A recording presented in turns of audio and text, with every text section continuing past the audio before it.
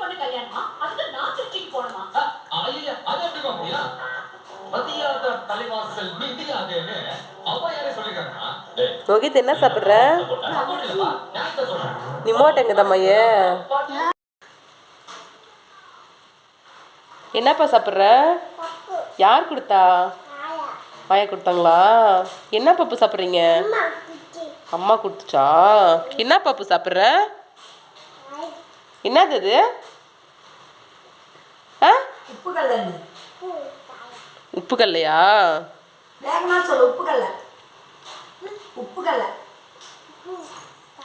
உப்பு கல்லையா?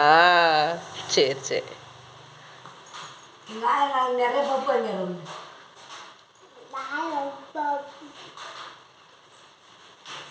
சாப்பிட